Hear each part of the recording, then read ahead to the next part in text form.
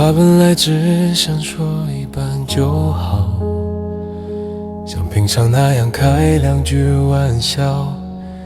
就收口。谁知道喉咙一热，那4个字自己跌了出来。我喜欢你落地的声音大过心跳，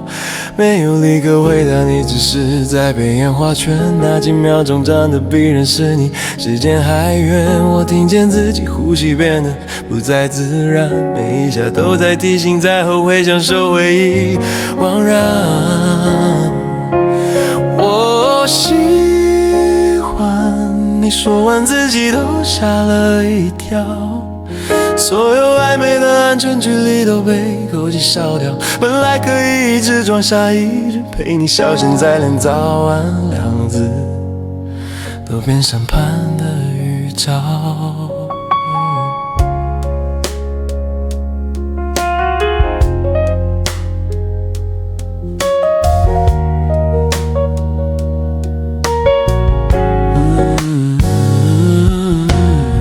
通知一直跳出来，除了你之外的世界都很吵，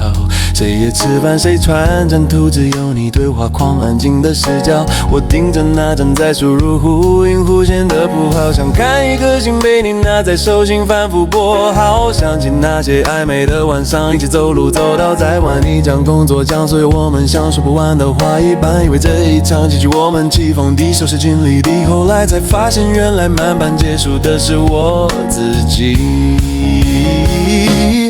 我喜欢你一句话像灯旋盘一样，只希望被赦免又害怕背叛，原地释放手机震动都相信报警音跟效率拉长，你还没开口之前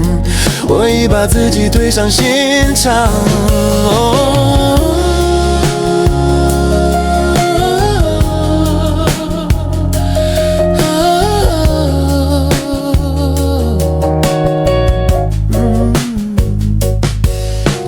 传来一句你怎么忽然这么说，忽然2个字想给我下太太的理由，打了一大段想解释，最后只剩没事啦，说千言万语删掉，留下个像朋友的笑话。原来暧昧也是避难所，一旦点灯只剩荒凉，原来沉默不是没话说，是不敢让谁受了伤，我在告白后悔中间两边都不是安全岛，往前一步怕失去你，往后一步怕失去自己。我喜欢你说先让我想一想，一句千字把希望吊在半空不肯放，我一边点头说好，一边心里崩溃得很吵，原来被温柔拒绝比直接说不要更难熬。我喜欢你，就算结果让人心碎也算公平，至少在那一秒我不是扮演谁的背景，等你回应的空顿驾驭在胸口开成一整片森林，每一片叶子都在问知不知用未来录一声回应。我喜欢你这句话以后可能再也说不出口，不对你说不对谁说，就留给当时那颗冲动的心拥有。